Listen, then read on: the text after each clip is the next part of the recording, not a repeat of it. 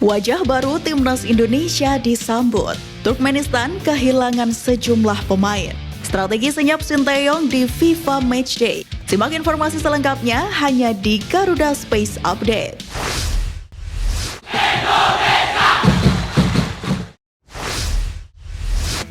Pemain keturunan Timnas Indonesia Shane Patinama tampil apik bersama klubnya Viking FK kala menghadapi Vålerenga dalam lanjutan Liga Norwegia. Shane Patinama berkontribusi dalam proses gol Viking FK dengan asis ciamiknya. Pemain berdarah Belanda itu membuat bek lawan harus menjebol gawang sendiri.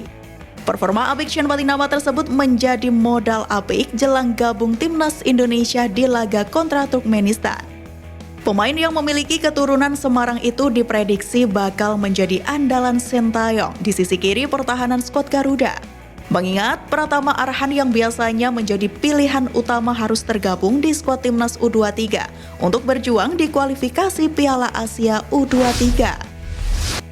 Pemain keturunan Sandy Walsh terciduk tengah berada di sebuah bandara usai mendapatkan panggilan memperkuat Timnas Indonesia. Hal ini terungkap dalam sebuah unggahan akun Instagram saudara perempuan Sandy Walsh yakni @Natasha Walsh. Unggahan tersebut dibubuhi ungkapan bangga lantaran penantian panjang debut Sandy Walsh bisa segera tercapai. Pasalnya, pemain berusia 28 tahun tersebut harus beberapa kali menunda laga debutnya lantaran beberapa masalah seperti cedera. Sebelumnya, Sandy Walsh berhasil membantu Kevin Mechelen meraih kemenangan 1-0 atas Kassiuban pada laga lanjutan Liga Belgia.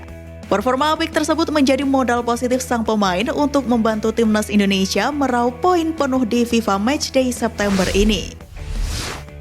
Pemain naturalisasi Mark Locke menyambut baik keputusan Sinteyong memanggil pemain baru di skuad Timnas Indonesia saat melakoni laga FIFA Matchday menghadapi Turkmenistan di Stadion Gelora Bung Tomo Jumat mendatang. Adapun pemain baru yang dimaksud yakni Wahyu Prastio, Aji Kusuma, dan Rian Kurnia. Mark Locke menilai para pemain debutan tersebut memiliki peluang untuk menunjukkan kualitasnya di skuad Garuda.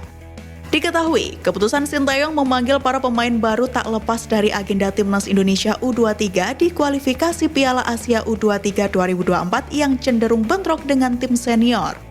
Pemain-pemain muda yang sudah tampil reguler di Timnas Indonesia Senior seperti Pratama Arhan, Elkan Bagot, hingga Marcelino Ferdinand dipersiapkan untuk membela Garuda Muda pada ajang yang berlangsung pada 9 dan 12 September mendatang.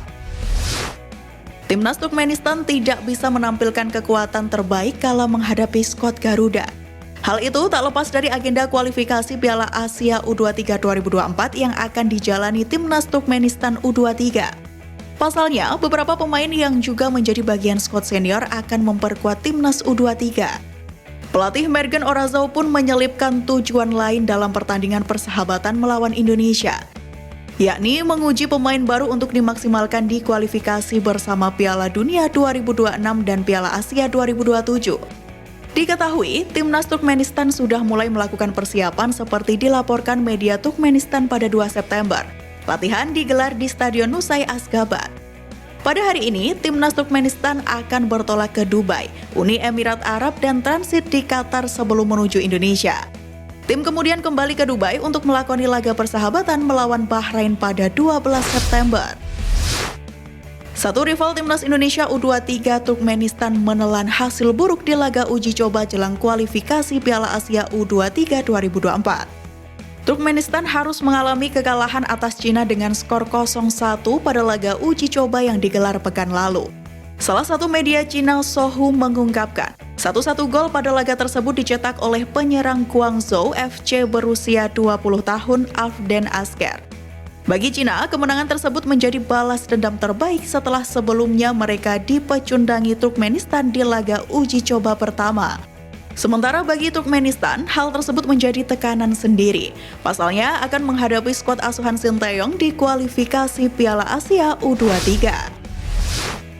Ketua Umum PSSI Erick Thohir berharap peluncuran logo dan maskot FIFA U17 dapat semakin memacu semangat Indonesia dalam mempersiapkan diri sebagai tuan rumah.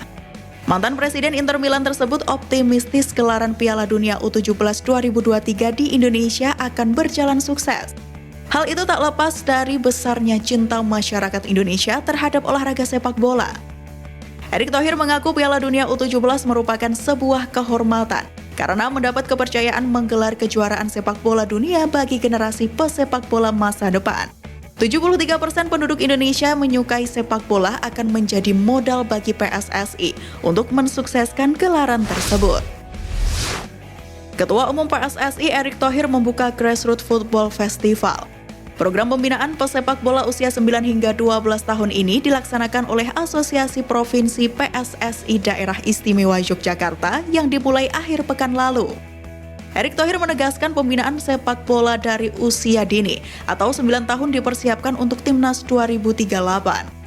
Ini perlu dirintis karena membangun timnas berkualitas tidak dapat dilakukan secara instan dan harus dilakukan mulai dari bawah. Erick didampingi Direktur Teknis PSSI sekaligus pelatih tim U23 Indra Syafri, Ketua Asprof PSSI DIY Desi Afrianto, dan para legenda sepak bola Indonesia. Kompetisi usia dini diikuti 132 tim dari sekolah sepak bola atau SSB, dari perwakilan kabupaten atau kota se-DIY. Turnamen sepak bola putri Milk Life Soccer Challenge menggelar pertandingan final di Super Soccer Arena, Rendeng, Kudus, Jawa Tengah pada Minggu 3 September. Wakil Ketua Umum 2 PSSI Ratu Tisa Destria mengungkapkan pesan penting usai laga final yang digelar di sela-sela peresmian Super Soccer Arena tersebut. Menurutnya, ada makna penting dalam sepak bola dibandingkan kemenangan atau kekalahan. Ratu Tisa juga menekankan pentingnya pembinaan berjenjang untuk sepak bola agar bisa meraih prestasi, baik untuk putra maupun untuk putri. Sementara itu, pelatih kondang Timo Senoman juga sangat senang dengan adanya turnamen sepak bola putri ini. Dia menekankan pentingnya dukungan orang tua dan guru agar bisa mendukung anak berprestasi. Kualifikasi Piala Asia U23 dan FIFA Matchday yang digelar berdekatan membuat Sinteyong yang melatih timnas Indonesia senior dan juga U23 kesulitan membagi fokus untuk memimpin kedua tim tersebut. Oleh karena itu, Sinteyong pun memutuskan untuk menunjuk asistennya Choi In-cheol untuk menggantikannya di timnas Indonesia agenda FIFA Matchday September 2023.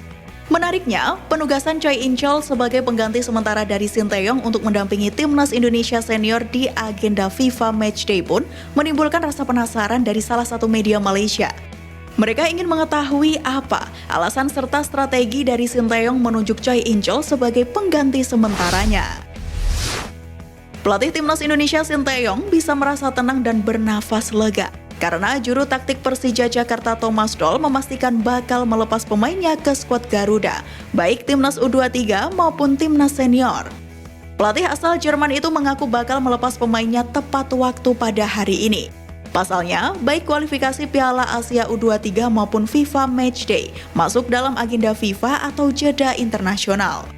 Untuk jeda internasional ini sendiri berlangsung pada 4 hingga 12 September.